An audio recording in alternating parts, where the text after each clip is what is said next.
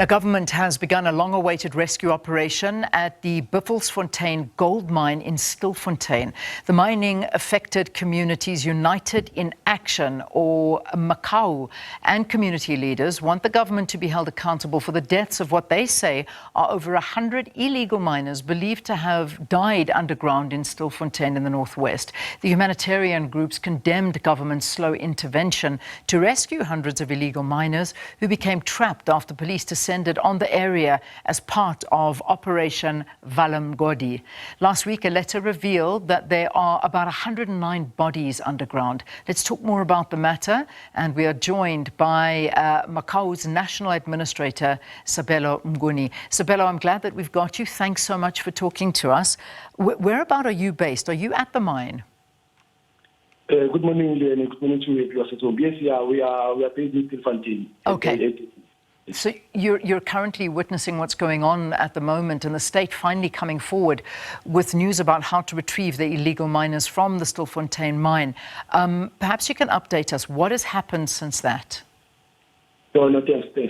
Yes, yesterday was the day one of professional rescue operation, where the services of mine rescue services were procured by the state to come and assist the trapped miners at Stilfontein Shaft 11.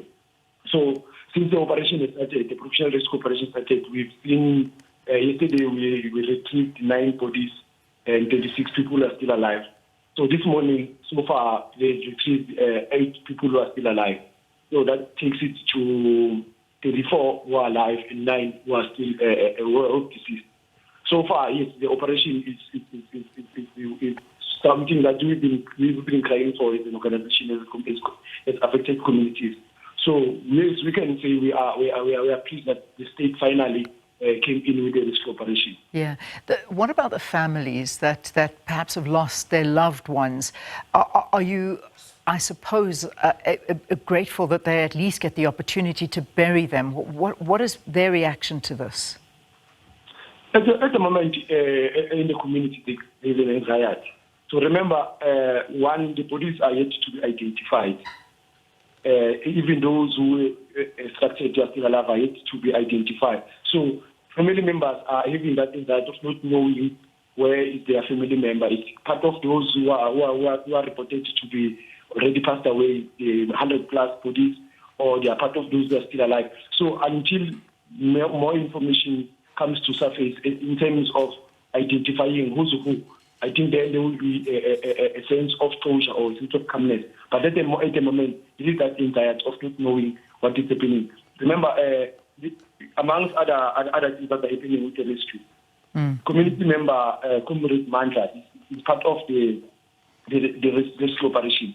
So he went underground. So the report that we received from him, he indicated that the number that we've been estimating is almost a 30% fraction. There are a lot of bodies than we anticipated underground. So that information alone also bring in that anxiety of not knowing what's happening. We've been looking for, yesterday they've been looking for Tom's brother. Yeah. We can't find the brother so far. Hopefully today morning or during the day, we'll get the information whether he's still alive or not alive. So the family at the moment, they are traumatized, of not knowing basically of what's happening. Yes, they welcome the rescue operation, but then information keeps coming bit by bit. Once everything out in full scale as to what is happening, who's who.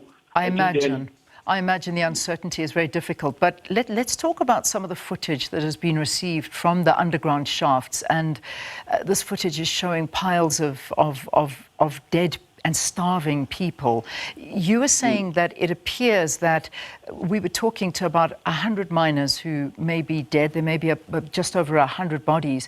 Are you feeling that perhaps they're actually more than what you've initially said? Yeah, no, it's not a feeling. It's a confirmation that we got from the volunteers that descended with the cage. They said the bodies are more than what we saw in the videos. Okay. They are where the videos didn't reach in terms of bodies. So remember, underground is a maze and they have different levels. So it is said that each level has almost 70+ bodies. Yeah. So we are talking about almost 5 levels here. So if one can estimate in, say, 5 times 5, So we're looking at 250 bodies in terms of estimation. So, but yes, according to the report, there are more bodies than what we saw in the videos. More than originally. Police claim that some of the miners and that the miners chose to remain underground out of pure fear of arrest. What's your reaction to this? Okay, thanks. Yes, we've had the same reports, but as far as we are concerned, those reports are incorrect. Why? One, remember those who are the 1,500 that is reported as it surfaced in Margaret Shaft. It was because of the community rescue operation efforts. What they did is we sent letters underground to say those who are able to use Margaret Shaft, can you please go use Margaret Shaft? Then we saw scores of artisanal miners surfacing there. In Shaft 10, we've kept reporting that Shaft 10 is dangerous to use. People keep dying when they try to surface in Shaft 10. We've seen people coming in Shaft 10. Each time we tow the rope during the community rescue operation, we retrieve a boat. Each time we tow a rope, there will be a letter that comes and say, please, we need help. We can't be in the space. We are desperate. We want to go out. So from the communication and from the community rescue operation process that we've been conducting, and from those who are emerging at Margaret Shaft, it is incorrect to say they don't want to surface. Because many of them, they come in Margaret Shaft, they come out voluntarily. Yeah. Based on the information they received from the community. You've claimed that there has been a campaign of lies and fabrication about the choices and the options that these miners have had underground. Is this what you're referring to in your answer? Is that pretty much so your explanation of that comment? Yes, correct. Yes, there was some misleading information at times, particularly when we focused on the economic status or the nationality status, whereas Buffelsfontein Gold Mine, the owners of the shaft, in their responding affidavit, they did confirm that those who are at shaft 10 and 11, they can't surface on their own, they need assistance. So while we were debating the issues of these are criminals, these are foreign nationals, they went there voluntarily, people kept dying underground. Now we are sitting with more than 100 bodies. Why do we keep their nationalities? Yeah. So yes, we felt like we are misguiding or maybe shifting the real humanitarian crisis that was happening by focusing on other elements that were secondary to the situation.